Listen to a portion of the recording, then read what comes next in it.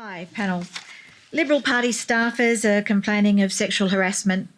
We've got the Minister for Women in the last government resigning as a result of difficulties juggling her Canberra portfolio with her domestic responsibilities.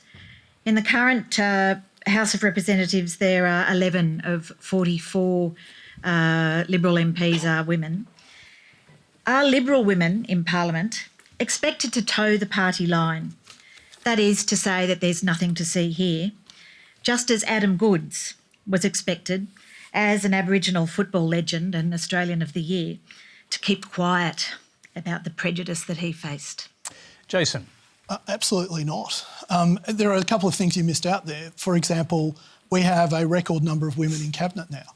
I've sat through 2 weeks of first speeches in the House of Representatives, and the diversity of the new members that have come in for the Liberal Party, both in terms of background, experience, skills and gender, is quite extraordinary. What's your percentage of women in I can't tell you off the top of my head, sorry.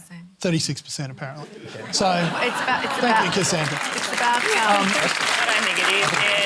And we're ranked about 48th globally in terms of being low. Yeah, in the Parliament. Yeah. It's low. Jason, can I just ask you, these abuse claims from these women, do they tell you something about the culture of the party? Because they're suggesting there's some kind of misogynist culture within the party. Well, does that worry you? Yeah, that does worry me. It does worry me from the perspective that we are a broad-based political party without the sort of institutional support that other parties have. So we rely on members joining our party. We rely on them being active. And if there is a culture where certain people feel that they're unwelcome or that they're not, or we don't want them involved, that's a massive problem for us. Or that they're being shut up when they have abuse claims. Exactly. How disturbing is that? So the abuse claim is really disturbing. But I think Katie and look, any member of a political party would say political parties are not set up to deal with claims of sexual abuse. That is the purview of the police, and rightfully so, because they're very serious claims. Where there is a problem with environments in which people don't feel comfortable being there, that's a problem that we have to face up to, and one that the Federal Executive faced up to on Friday, and it's an ongoing project. Sandra, you obviously want to respond. Keep it brief if you wouldn't mind. I do. Jason, I don't think it is correct to say that a political party has no role here. I mean, no corporation, no employee anywhere else would get away with saying that.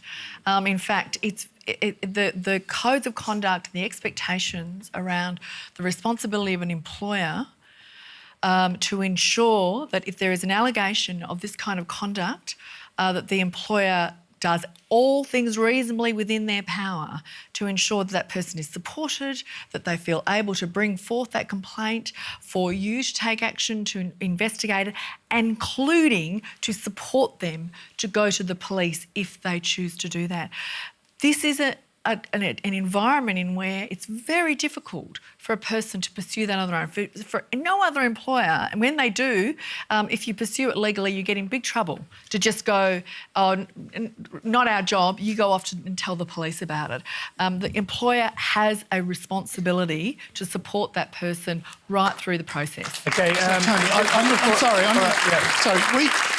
I need to be clear. I'm talking about the difference between harassment and sexual abuse. One is a criminal act. In the 2 women that came forward, one has said that she was supported in going to the police and she decided that she didn't want to go to the police.